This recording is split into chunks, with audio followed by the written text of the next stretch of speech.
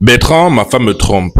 En fouillant dans le téléphone de ma femme, je me suis rendu compte qu'elle me trompe avec mon meilleur ami, avec qui nous sommes allés l'épouser.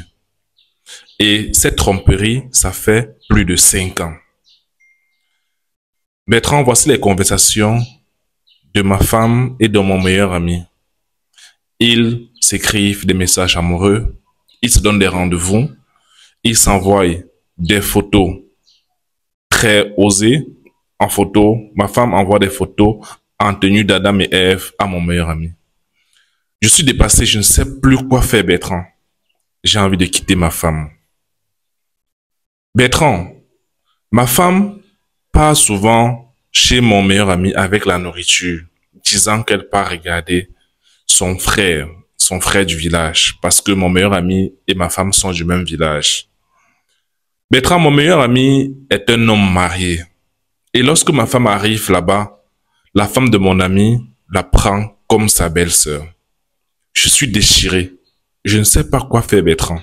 Est-ce que je dois dire la vérité à la femme de mon meilleur ami et est-ce que je dois chasser ma femme? Qu'est-ce que je dois faire, Bertrand? Je suis dépassé, je suis décontenancé. Alors, c'est l'histoire d'un fan que j'ai rencontré lorsque j'allais au garage et il m'a interpellé. Il m'a dit qu'il aime tellement ce que je fais et que ça édifie tellement les gens. Il m'a raconté son histoire comme je vous l'ai dit, comme je vous l'ai raconté très brièvement. Moi, je suis pas le genre de personnes qui vont vous dire quittez votre femme parce qu'elle vous a trompé. Non, je suis conscient et je suis d'accord avec toi que aucun homme ne souhaiterait subir l'infidélité de sa femme, de la mère de ses enfants. Il a ajouté, j'allais oublier, c'est la rentrée.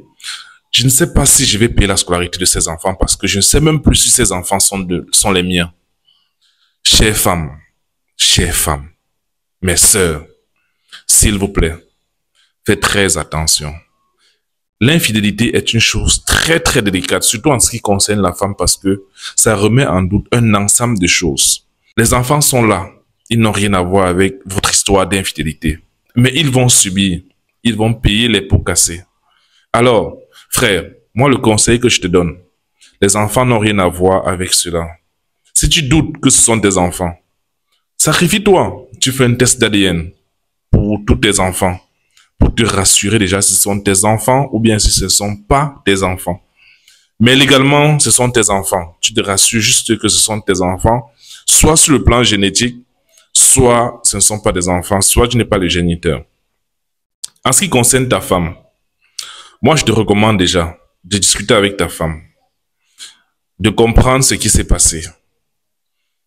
À toi de savoir ce que ta femme t'apporte, ce qu'elle t'apporte dans ta vie.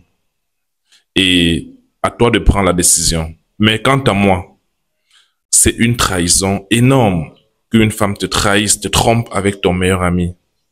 Mais, est-ce que toi, tu es parfait? Est-ce que toi, lorsque je te regarde dans le miroir, tu ne te reproches de rien?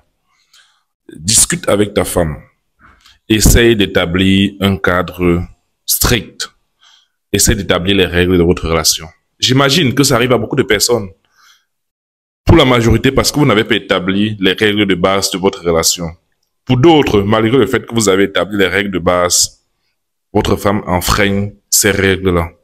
Et c'est gênant. Mais commence par comprendre ce qui s'est passé. Dialoguer avec ta femme. Établir les règles de base. Et voir si c'est pardonnable ou pas.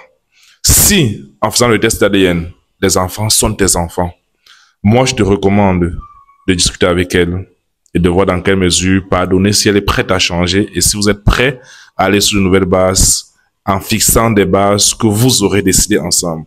C'est pour ça que tous les jeux ont des règles pour pouvoir définir comment ça va se passer, pour pouvoir circonscrire. C'est très important. C'est très très important.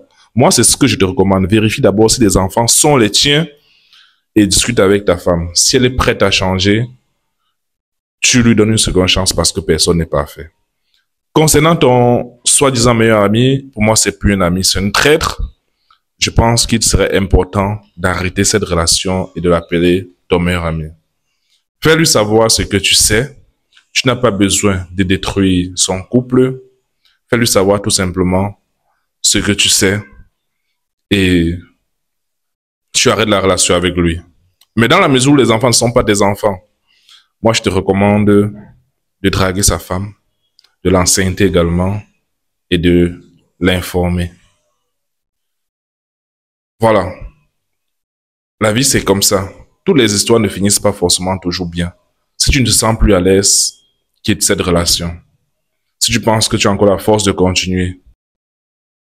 Si tu sens que tu as la force de discuter, si tu sens que tu as la force de continuer à te battre pour cette relation, tu te bats. Mais n'oublie pas qu'on ne vous mente pas sur la toile. Beaucoup d'histoires finissent très mal. Beaucoup d'histoires ne sont pas roses. Vous ne savez pas ce que les gens traversent dans leur couple. Alors, ne tombez pas dans le piège des réseaux sociaux où on vient vous faire croire que tout est parfait. Rien n'est parfait. Beaucoup d'histoires finissent très mal. À toi de voir si tu peux encore avoir de l'énergie à mettre dans cette relation-là. Mais rassure-toi d'abord que ce soit tes enfants. Si ce ne sont pas tes enfants, frère, tu sais quoi faire. Drague la femme de ton ami, enceinte-la, fais lui-même 2 enfants.